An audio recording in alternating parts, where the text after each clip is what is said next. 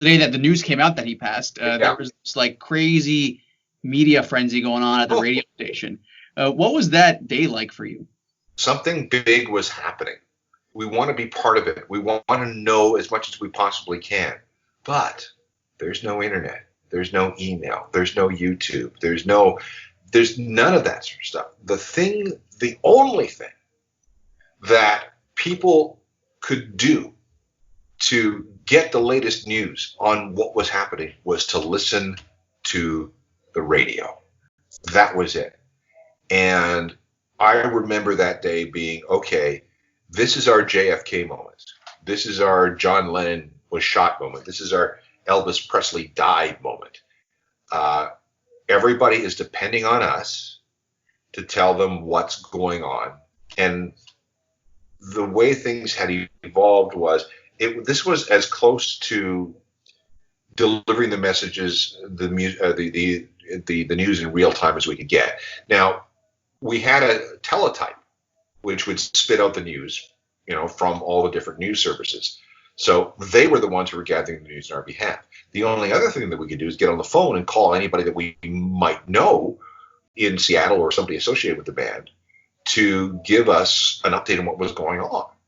And it was really old school. So, at 3:30, Anita, who was my newswoman at the time, came in, handed me the bulletin from the Associated Press, and I read that on the air.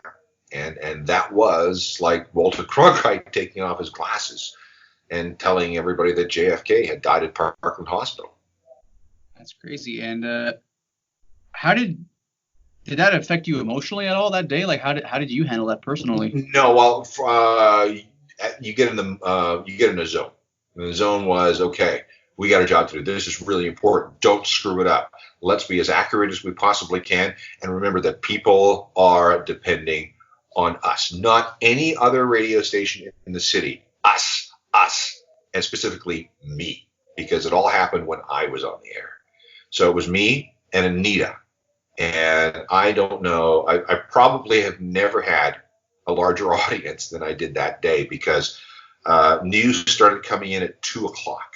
And then every 10 minutes, Anita would break in with more news. And then I would say something. And so 2:00, 2:15, 2:20, 2:25, 2:45, another newscast at 3:00, 3:15, and then 3:30, there's the news. So for that hour and a half to 2 hours, it was like, wow, because we didn't hear anything. So Kurt was found by the electrician around 9:00 in the morning, Seattle time. So that would have been noon.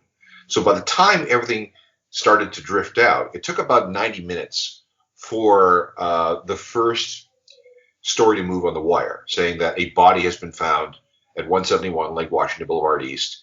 And that is the residence of Kurt Cobain. There seems to be a violent death. So it's like, okay. All right, we know where this is going. It's either one of Kurt's drug buddies has died, or it's Courtney, or it's Kurt.